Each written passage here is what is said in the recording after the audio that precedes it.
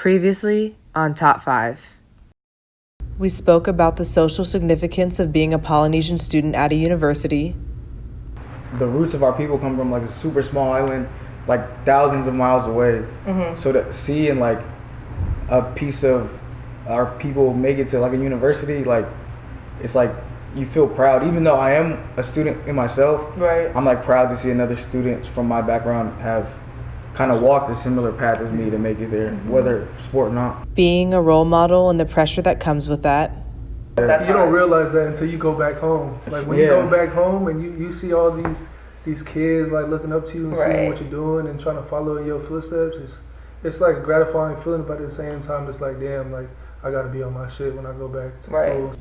And the demanding time commitments that student athletes face. But I think sometimes people don't see that, like, there are those time commitments. Like, my bus leaves at 5:30 a.m. Right. I know you guys wake up early. Early. And we have practice, and then we have another practice in the afternoon, and people are slipping in, office hours, class, treatment, internship. And now, let's break into episode 2, being a Black male student and athlete.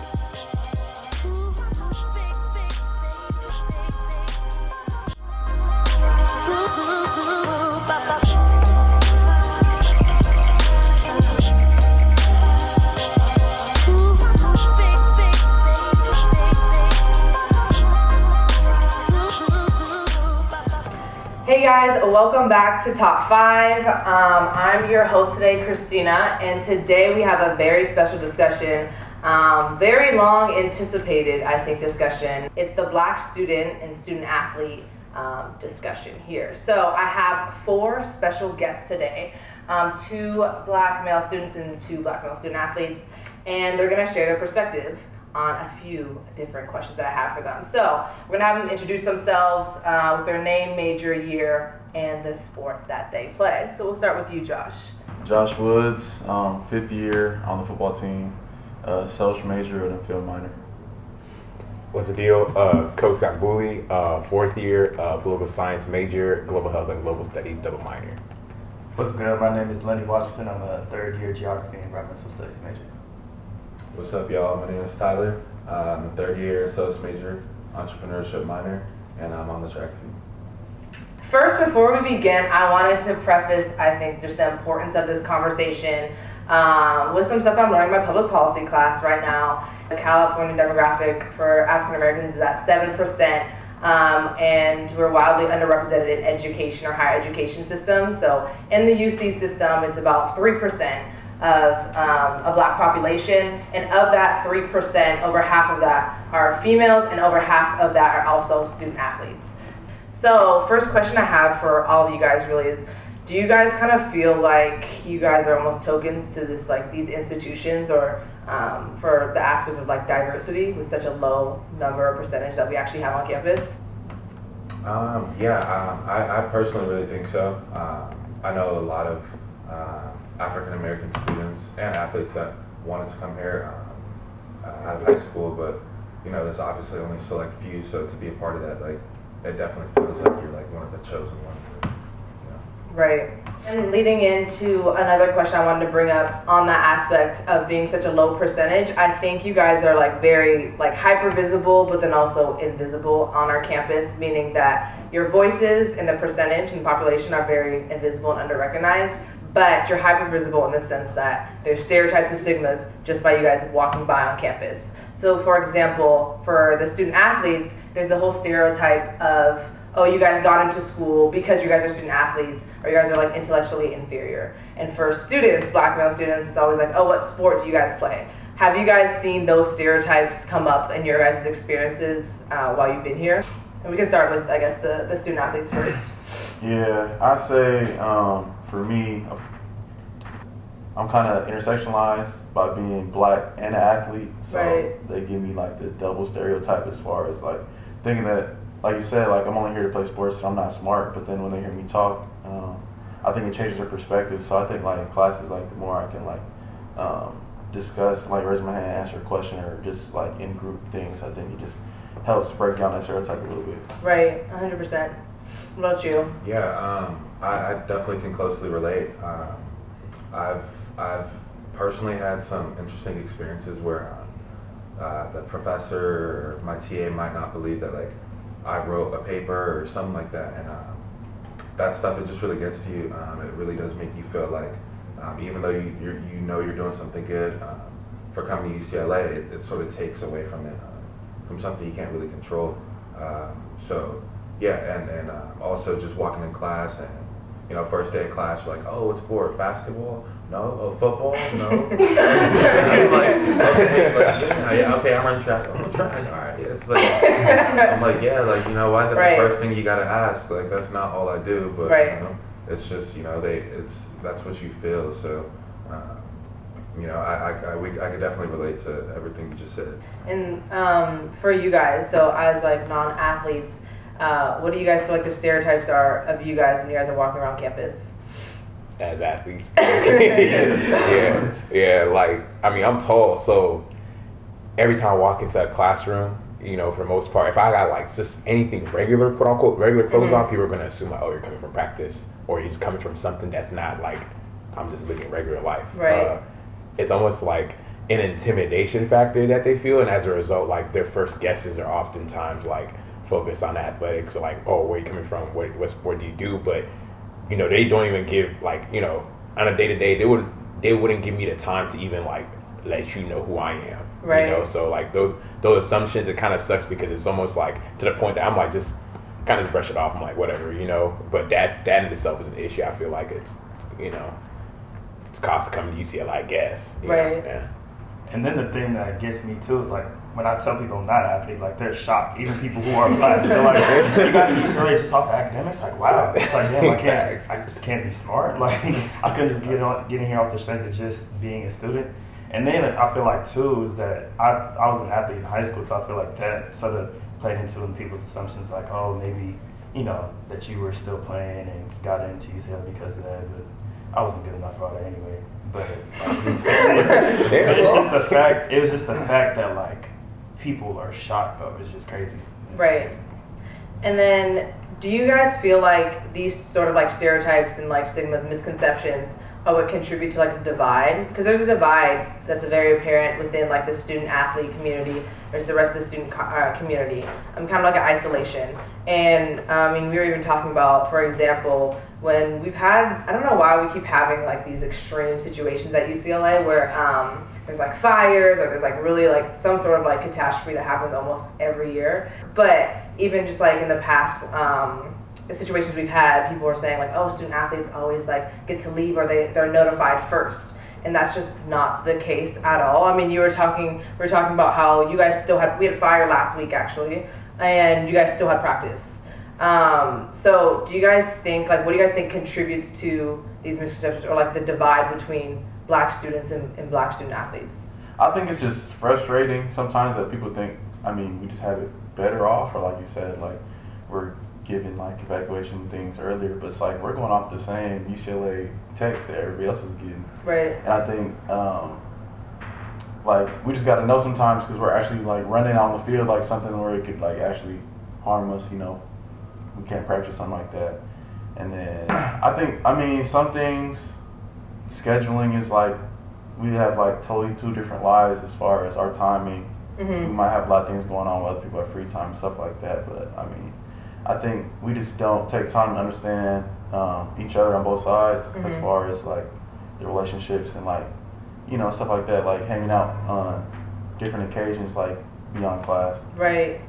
I think the main thing I took out of that was like, we don't really take the time to understand each other, and I think that's the most important thing, because honestly we all have, like, we know how it is being at UCLA regardless, whether you're an athlete or not. Like, this is not an easy place to be. Like, it's a tough school and right. It's challenging, so you know, we all have our struggles, and sometimes we just don't really care to understand each other's because we think, you know, ours is more important, but you know, in reality we're all dealing with something, so that's all it is.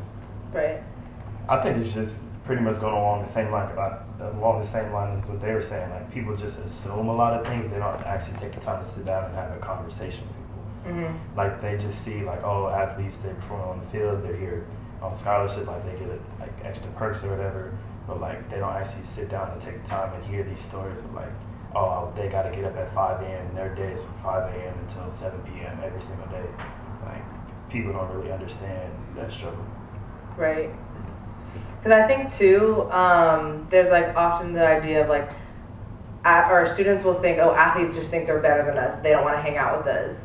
But then I've heard from the athlete perspective, student athletes are like, I don't think I even fit in with non-athletes because they don't think I'm as smart as them, or I don't even feel like I can fit in with their group. And I think that also contributes just to like this divide of like, we don't, like always support each other. And once again, we're only 3%, so it's hard when we're not like together or like in unison.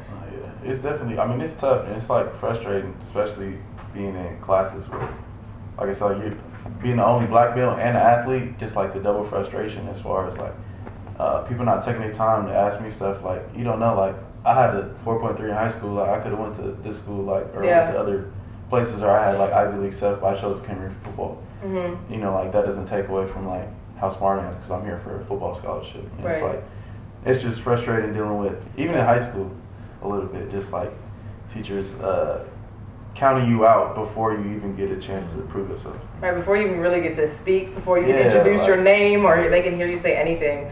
And then what do you guys think as like students too, that perspective where because I've heard a lot of student athletes say like, oh, I don't even think the student or like the black student community would accept me because they think like I'm a sellout, or they think I didn't get here based off of like merit or personal like academic merit.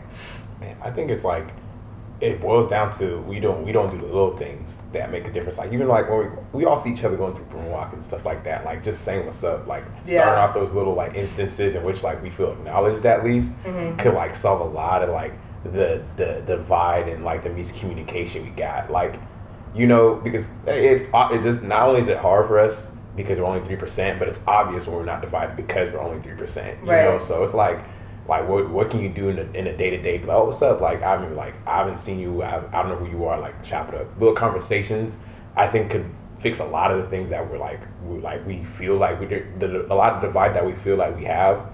The littlest of the smallest of interaction could probably fix a lot of it, honestly. Right.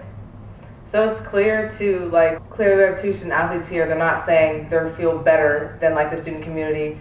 And we have students here that are saying, no, we would accept you guys in the community. Like, it's all good. Exactly. And I think that's why like having these conversations are so important, because that's literally what's like being told around, but it's in like group thing where it's like, okay, all the student athletes are saying this and the students are saying this, but like we're not actually having like this line of like intersection to like start the conversations. I think that's so important. Talking about the massive like time commitments student athletes have, I wanted to also bring up just the idea of males taking up the space that, or black male athletes specifically, taking up a large percentage of spots on teams that produce the most revenue for sports, but also don't get any revenue in their pocket. So essentially, you guys are kind of like the most exploited across like the NCAA, being in those sports. Where have you guys seen that kind of come up in your experiences? So for me, like just that feeling of exploitation, I guess, like it really started to hit when I got my first injury. And so I got injured and I wasn't able to practice. And I wasn't able to practice for about maybe a month, and it was weird. Like when I just like was like steering away from that student athlete life and I had to focus on school, I felt like I just didn't know myself. Like I felt like I had completely lost like just like my sense of self, and like it was like my whole world crashed, because it really did. My whole world was athletics, and I'm working for this team, and then I'm not able to do that anymore. I'm injured, and now it feels like I'm not getting anything. Like no one's really checking on me. It just felt weird. So after that, like I realized, I was like, wow, you really got to focus on other areas of your life, because you aren't getting paid. So it's not like you're injured but you're still on pay. No, like once you're done, and then you feel useless. So that feeling, it really does suck, and I know a lot of people can relate, but like that's not something that you really hear too often, because people just don't like that feeling. They don't like to feel like that, and that's why injuries are depressing. They really are, because it's your sport, it's your life. So that was like the first time I really felt that. I think like being in a sport, you understand like it's entertainment. So like when you're doing good, they're gonna love you. You're doing bad, or you can't perform, you're injured, then it's like either hate you or they don't care about you anymore. And I've been a big advocate for mental health for student athletes. My high school quarterback, Tyler Walensky, was quarterback at Washington State. He killed himself about a year and a half, almost 2 years ago. And this is a guy that's like really high energy, really positive, like just like a great team leader guy, starting quarterback for a good team. For him to take his life was big. It affected like me, my high school teammates, like really the college football world. Just it took it by storm. Just not being able to understand like what he was going through and why he couldn't talk to nobody. And I mean, it all comes down to mental health. Like injuries are a big one.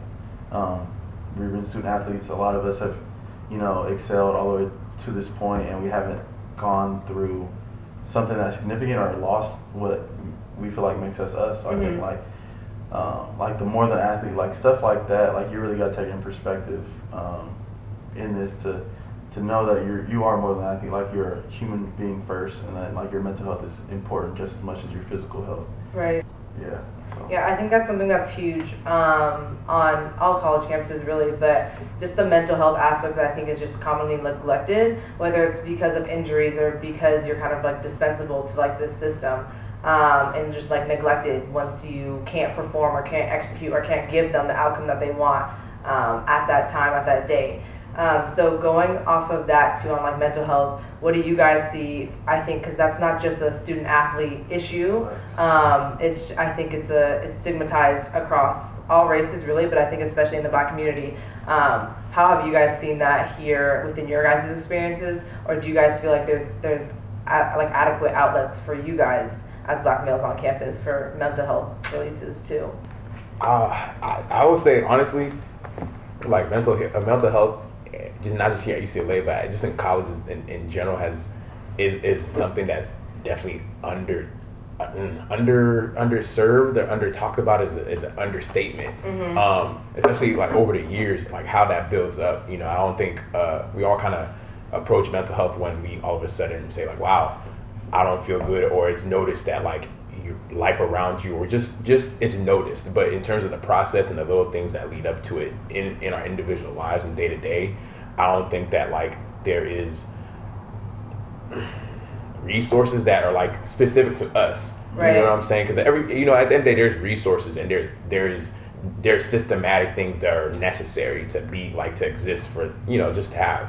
Right. But I think that like the focus and like the actual like intent of not just the outlets and resources, but what we can do for ourselves and where we can go, I don't think is as present. And I think that in all honesty, the work that we have to create it for ourselves, within our own communities and our own spaces, because until it's in the system, until it's a part of college and to specifically the UCLA community, I think that we actively have to find our own outlets and actively have to find our own ways to like deal with it. And that's the thing that sucks, is that like everybody kind of has to deal with it, Right. And we all know we're going through similar things, but here we are, So what have you done, like personally? It's like, do you just like, like, what do you do like as like a Black male on campus at UCLA? I think that for a long time for me it was kind of like at least while I was going from place to place, it was just me being silent, like because it's kind of like everywhere you see, you feel the eyes watching you, you feel like everything going on. So like silence typically is like the easiest way for you to be like, well, look, I gotta just focus on what I gotta do, and let me just do it, and like to an extent I look back and I'm like, man, like I've been silent about it so long that like it's even as you begin to explain and try to like look back, like how did this start, where did this come from, it's like, damn, I can't even pinpoint where I can even begin, because for so long I'm kind of just going through the days and like almost normalizing it as if it's something that like, yeah, I go to UCLA, I gotta go through this, you know what I'm saying? Like everybody's been able to graduate before me, like why am I the one that's gonna be like, this is kind of hard, like I can't be doing this every day, I need some help, but I would say where I go, so I'll be going to the Tampa Garden sometimes, I'll be going to the sculpture, I'll be trying to, I try to, self-care is important, y'all, self-care is important, it's important, so like, that's what I've been trying to do, but I think that like silence is definitely, I think, a common language that a lot of like, at least from my perspective, being a Black male, for sure, I know y'all can resonate, it's just like, that's just something that gets us through it. Right. Also, going off of what Kosi said, I think it's so interesting, like, there's this stigma, I guess, like, it's like just being a male, have mental health is not something you really want to focus on. I guess I feel like because we're and especially being a black man, I feel like you're raised to like be tough and like deal with it, like handle your stuff like with yourself. So it's like even if you're going through something, one, you're definitely not going to tell other people. Like you don't want to tell your friends because they're gonna, you don't want to feel like they're going to look at you like, oh, maybe he's weak or whatever it is. And then on top of that, just like really actually going out and like trying to reach out for resources. Like it's not it's weird. It's like you feel like you just feel, it really feels like you're doing something wrong when in fact you actually do need the help. But right. Yeah. It's interesting too. I want to hear your perspective because I think like it's for student athletes it's like that, or even I think anyone. I was gonna say for student athletes it's like the superhero aspect where it's like, oh wow, you got to like UCLA, like you're this athlete, so you can't be having anything going wrong. And I think the same way, which what you were saying, it's like being a black male on campus, like you already beat a lot of odds to get here, so it's like almost like who are you to complain about where you are, like the things that you're going through when that's nothing like what happened years ago or something like that, but it's like that at the same time kind of silences, I feel like, a lot of your guys' voices or a lot of things that you guys go through day to day. What you were saying about invisibility and hypervisibility is especially apparent like amongst all of us. I think coming into UCLA, like it's hard for anybody, whether you're black, white, whatever. Like it's a hard institution to get adjusted to at first, and then to add those layers on top of it makes it that much more difficult because it's like at one point it's like I feel invisible, like I'm just walking around, nobody knows my issues, nobody can resonate with it that are in my classes. Most of the time, especially early on, I'll be the only black male in my class, and the class would be difficult, so that adds on to it. And I feel like nobody in my class can relate to the stuff that I'm going through. Right. But then at the same time, I'm sitting in that class to answer a question, and like people hear me talk and like stuff like that, and just the way that I look, and they probably have some certain assumptions about me, and I open my mouth and speak, they're like, whoa, like that question, like the stuff that's going on. So it's just like that in itself, like just dealing with those two things at the same time was just crazy to do it at first, and then just getting adjusted to it. I know this class that I took here called Blacklimated, it was offered by BMI, the Black Male Institute, and that just sort of provided a lot of insights and things to keep in mind to help me through that process. Right. So what would be one thing the student athletes here have to say that you guys would wish like the rest of, whether it's like the black community, our athletes, or just the rest of campus, rest of students, to know that maybe they don't recognize? And then the same thing for you guys. What is one thing you guys want let student athletes know on behalf of students as well? I'd say just we're all human at the end of the day, like no matter your background, ethnicity, whatever, like we all human, we all going through something. So I'd say like the way that you talking to people, or just saying hi to somebody can go a long way. I think the biggest thing that I think that's come up that is missing, I think, is communication. Mental health wise, and just for the relationships between student athletes and regular students, or us and just like the white students or any race. I think it's just communication. I think people just have their preconceived what they think of you before they even knowing you. So I think we just as humans and just UCLA students just need to pick it up in communication. I think that'll go a long way. Yeah, I fully agree. Like we're humans, like we're just people, and we all have different lives. So I feel like that's something that you just gotta understand. Like we're just people. We're no one's that much different than anybody else. Like we're all together, and like you said, I think one important thing with the black student athletes and the black student body. It's just like communication. You don't even have to. I'm not saying like you have to go reach out and be like, hey, what are you doing this weekend? Not a simple head nod or something. Like I didn't know Kosi's name at all for like maybe a whole year, but it's like I felt like I personally knew him because every time I would walk past him, we would always acknowledge each other, and that was one thing that I just always admired about him. I was like, that he's a genuine dude. Yeah, no. Hold on, don't catch me calling you. What's up, man? No, but seriously, like that's so important. Like you said, like. Something so small has, the power to just change your perspective on, what people think of you or what you think of other people. So it's like we're all in this together. So we're just people. We're humans. So yeah. I would say, man, we all on pretty much the same journey. We're all trying to get our degrees. We're all trying to get a bag, but like we're just doing it in a different way, and recognizing that in those differences, like everybody's saying, you just have to communicate through them. But at the same time, we're still all black men trying to achieve a certain goal. So like recognizing that we're all pretty much trying to do the same things at the end of the day. It's not that much different. We're all just going through a different avenue. As a part of our top 5 tradition, I asked the guests a top 5 blank, like a top 5 of a certain category. So I feel like, to pay tribute to the #1 public institution that we're at, what would you guys say are the top 5 perks of going, or flexes, I guess, of going to UCLA? I mean, I think for me, like the main thing is just going home and when I go back, for Thanksgiving break, whatever, and just tell family like, I go to UCLA. Oh, what are you doing? Oh, I go to UCLA. That look on their face, like, it really does make you feel like you're doing something good. It's a flex, like, and they'll look at my parents, they'll be like, wow, good for you, and I'm looking at my mom like. I'm all right. It's bragging rights for sure. 100%. Yeah. I would say networking too. It's just it's truly like a global network. Like I can just have a conversation with pretty much anybody, and they see that I have UCLA on, or I bring it up in a conversation. Immediately, like I guess their standard of view of you gets it's like a notch up above everybody else, just because they know how much work it takes to get here and how much work it takes to maintain being here. So I feel like networking is probably at the top of my list. That's a good one. Yeah. I think it inspires. It's very inspirational. Like it speaks to my younger cousins, like my younger homies, little homies that like just know that like, okay, damn, we know we have somebody that it doesn't seem like an impossible dream to get to UCLA or get to higher education in general. Because at the end of the day, you could just talk to somebody when they know you all your life and you'd be like, yeah, I still go to UCLA. They don't see UCLA as a place that people not like them go to. At the end of the day, it becomes realistic. So that's definitely something special. I think for me, it's the alumni, as far as we probably have had the greatest black athletes at UCLA, from Kareem Abdul-Jabbar, Jackie Robinson. I'm saying the GOAT, definitely Robinson. Shout out, man.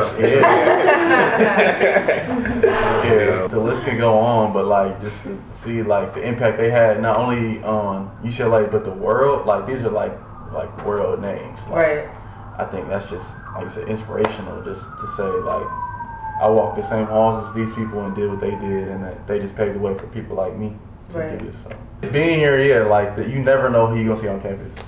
Okay, yeah, that's fact. That's because you never know it's gonna be a celebrity just walk in, or the athlete. I seen Serena leaving the training room before. That was crazy. It's you really never know who you'll see. And then just the people in your classes too. I've been having a conversation with people these are going to be the future politicians, future presidents, future CEOs. You never know who's going to be sitting in the class next to you. They could easily be the next big thing. The vertical network, the alumni, what I was talking about, the horizontal network too. Just the students and the people that you're with. You're surrounded by talented people. Right. Yeah. Right. Cool. Well, thank you guys for watching and listening. Today we talked about this hypervisibility and invisibility of black male students on campus, mental health, just stereotypes and stigmas, the divide between students and student athletes. So hopefully we're getting a step closer to kind of bridging that gap as well. But thank you guys for coming on today. Really, really grateful for all of you guys' perspectives. We'll put all their handles and Instagram, stuff like that, below, so follow them as well. Follow up. Yep, follow them. Self-care, yo, it's important. Quick outro. Self-care is important. But we'll be back for our next episode. Thank you guys for watching episode 2.